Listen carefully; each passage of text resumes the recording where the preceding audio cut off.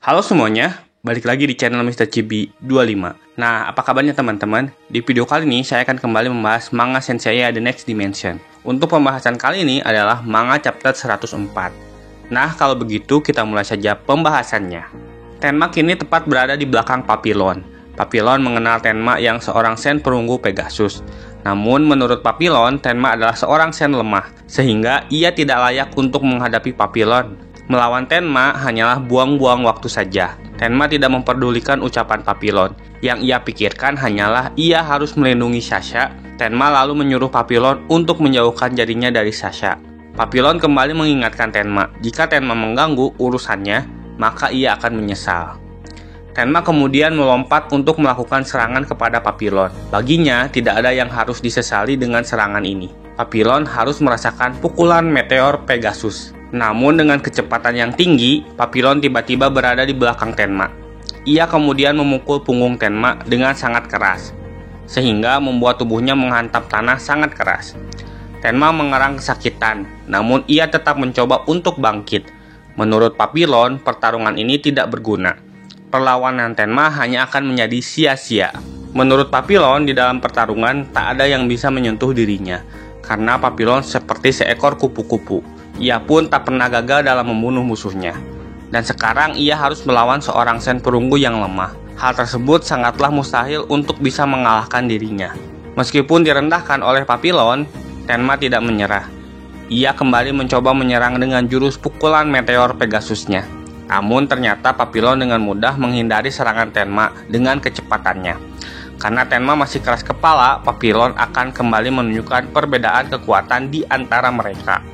Kali ini Papillon melakukan serangan uppercut yang membuat Tenma terpental ke atas, sehingga ia merasakan kembali hantaman yang sangat keras ke bawah tanah. Tenma mengakui Papillon seorang musuh yang sangat kuat. Papillon kembali mendekati Sasha yang sedang tertidur sambil menatap dengan dingin. Papillon mengumpulkan Cosmo di tangannya. Setelah dirasa cukup, ia kembali melakukan serangan kepada Sasha menggunakan tangannya untuk menebas kepala Sasha. Beberapa inci akan mencapai leher Sasha, tangan Papillon tiba-tiba terhenti. Ia tidak bisa menyentuh Sasha karena Cosmo Dewa yang dipancarkan.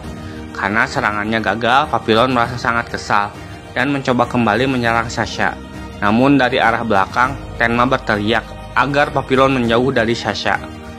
Papillon mengakui daya tahan tubuh Tenma karena sudah 2 kali menerima serangan Papillon, tetapi Tenma masih bisa bangkit. Tenma kembali menyerang Papillon sambil berteriak agar Papillon menjauh dari Sasha. Akan tetapi untuk kesekian kalinya serangan Tenma dengan mudah dapat dihindari Papillon. Karena tidak punya banyak waktu untuk melayani Tenma, kali ini Papillon tidak akan menahan diri untuk mengeluarkan kekuatannya. Ia dengan senang hati akan membunuh Tenma karena Tenma masih tidak tahu diri. Tiba-tiba kupu-kupu bermunculan dari tangan Papillon. Kupu-kupu tersebut mulai mendekati Tenma. Tenma mengira bahwa kupu-kupu yang datang adalah ilusi, namun itu adalah jurus dari Papillon yang mematikan.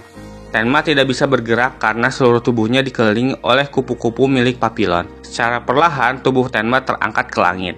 Papillon memberitahu bahwa kupu-kupu yang mengelilingi Tenma dikenal sebagai peri, atau sebutan lainnya adalah kupu-kupu Hades. Kupu-kupu tersebut akan menjadi alat transportasi untuk pergi menuju jurang neraka. Sekarang adalah waktunya Tenma untuk pergi. Kemudian kupu-kupu tersebut melesat ke arah langit dan menghilang bersama Tenma. Di tempat Odysseus, ia menyadari bahwa Tenma dibawa menuju dunia bawah. Ia harus bergegas membantunya karena Tenma harus berada di samping Athena untuk melindunginya. Odysseus lalu menggunakan telepatinya untuk membangunkan Detol di kuil Cancer yang tertidur di dalam peti mati. Detol kemudian terbangun karena mendengar suara Odysseus. Namun ia terbangun di Yomutsu Hirasaka. Tidak lama berselang, Tenma sampai di Yomutsu Hirasaka. Ia lalu bertabrakan dengan Detol. Detol kaget karena bertemu dengan Tenma di Yomutsu Hirasaka. Detol lalu menghajar Tenma karena di pertemuan terakhirnya Tenma mengerjai Detol. Tenma lalu meminta maaf dan menjelaskan semua kejadian kepada Detol. Tenma merasa malu untuk melindungi Sasha karena musuh yang ia hadapi kali ini sangatlah kuat. Menurutnya, seorang sen perunggu sepertinya tidak mungkin bisa menyelesaikan tugas dari Odysseus. Detol lalu menampar Tenma sambil berapi-api. Ia memarahi Tenma. Detol khawatir Tenma akan mengabaikan keinginan terakhir Suikyo. Jika Tenma seorang sen, Tenma harus membakar kosmonya dan bertarung. Jika Tenma melakukan itu, ia tidak akan kalah dari musuh yang kuat lagi. Detol lalu menyuruh Tenma untuk kembali ke sisi Athena dan melindunginya. Detol lalu mengeluarkan jurus rahasianya, yaitu Sabada-bada, untuk mengirimkan kembali Tenma ke bumi. Ia percaya Tenma tidak akan kalah. Tenma harus menggunakan seluruh kosmonya agar bisa menang. Tidak lama berselang, Detol kembali tidur. Ia tidur di dalam Yomutsu Hirasaka.